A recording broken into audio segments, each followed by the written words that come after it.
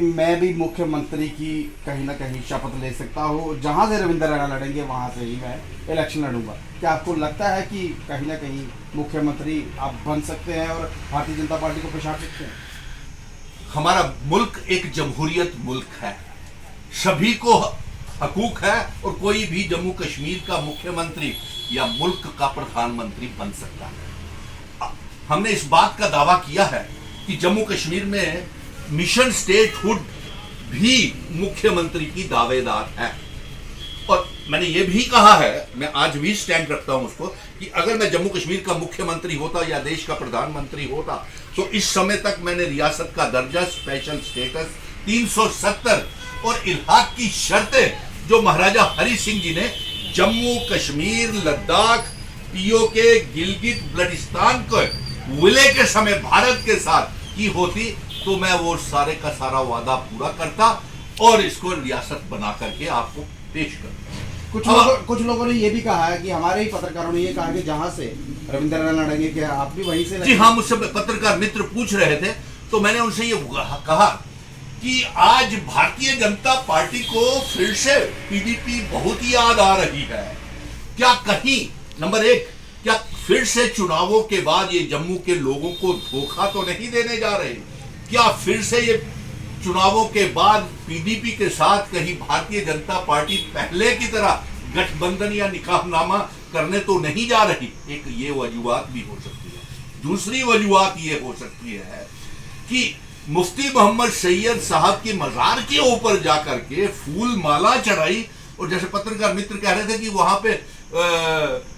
Biryanis भी बांटी गई और लोगों में पैसे भी बांटे गए भीड़ जुटाने के लिए। तो मैं ये कहूंगा कि 9 साल में इन्होंने जम्मू कश्मीर को बर्बाद किया, बुरे दौर से गुजरा, और आज मुफ्ती मोहम्मद सैयद साहब जो हमारे मुल्क के होम मिनिस्टर रहे हैं, जम्मू कश्मीर के मुख्यमंत्री रहे हैं, उनका हम सम्मान करते हैं और इनको माफी मांगनी चाहिए जम्मू कश्मीर के लोगों से, क्योंकि इन्होंने जम्मू के लोगों को पहले गठबंधन करके पीडीपी के खिलाफ, पीडीपी को राष्ट्र विरोधी पाकिस्तानी एजेंट महबूबा मुफ्ती जी को और मुफ्ती मोहम्मद सैयद साहब को इल्जाम लगा करके आज फिर उनकी मजार के ऊपर जाकर के, और कहीं ऐसा तो नहीं है, एक और भी है, ऐसा भी लग रहा है कि ये मुफ्ती मोहम्मद सैयद साहब की मजार के ऊपर इसलिए गए हैं क्योंकि अब पुंछ राजौरी की जो पार्लियामेंट की सीट है उसे काट करके अनंतनाग और शोपियां के साथ जोड़ दिया गया है। तो क्या ये वहां से पार्लियामेंट के चुनाव लड़ने की कोशिश तो नहीं कर रहे, चालाकी तो नहीं कर रहे? तो इस संदर्भ में मैंने ये कहा है कि ये चुनौती है, चैलेंज है कि जहां से रविंद्र रैना जम्मू कश्मीर में चुनाव लड़ेगा,